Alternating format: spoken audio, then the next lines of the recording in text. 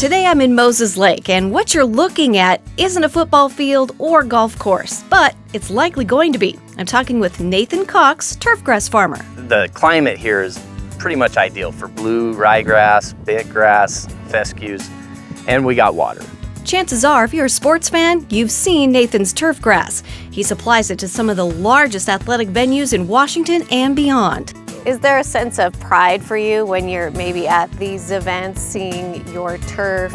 Obviously, there's a little bit of pride. It's more scary for me because I'm looking at Leonardo Messi, who makes $80 million a year, going, I hope he doesn't sprain a knee and say it's my turf. You know, I mean, that's always running through the back of my mind. My grandpa was a farmer. He had 5 boys. They all were farmers. My dad was a farmer. I started off in irrigation, started growing grass seed, and I loved everything about it except swathing it at night and getting eaten by mosquitoes. So that was about 15 years ago. I just kind of took off from that. So tell me about the grass that we're standing on now. So this is our ready play grass. So we plant it in the fall, and then we grow it up. We start mowing it right away at 5/8.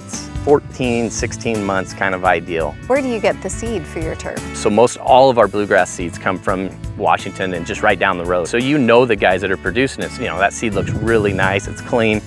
What would be some advice for people who are gonna see this and then they're gonna look at their own lawns and go, what do I do? The best way to take care of a good yard is your irrigation system, number one. You need to have good soils underneath of it. The next best thing that I can tell people to keep a good yard is mower blades being sharp. How often do you mow it? We're mowing it usually every other day. It takes a special harvester to harvest turf grass. Basically the way it's set is it's got a roller on the front of it. It's got a blade that's adjustable and everything's ran by computer in there, and you can set up how you want your pallets stacked.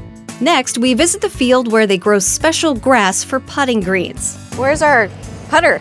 Yeah, you should have brought it. If you look real close, this is the original grow-in. We start top dressing it pretty regular, and so this has been built up. Putting sand. Putting sand, on top. So that the water goes through it still, so when the customer gets it, firmness will be there, so the golf ball will bounce the right way on it. Putting greens have a special harvester as well. It's just a cutting blade, 2 units, they're independent. They're both floating heads, so you get an even cut. Hit that first conveyor, it hits the second conveyor, and there's netting around the pipe, so as soon as it hits it, it's all done by speeds of 2 conveyors. And once it gets to the length, they cut it off and we load up on a truck. Yeah. Today, Nathan is installing a putting green near his house as a demonstration for customers. It's all hands on deck, including me. And you're just gonna keep wadding that up into your hand. Okay.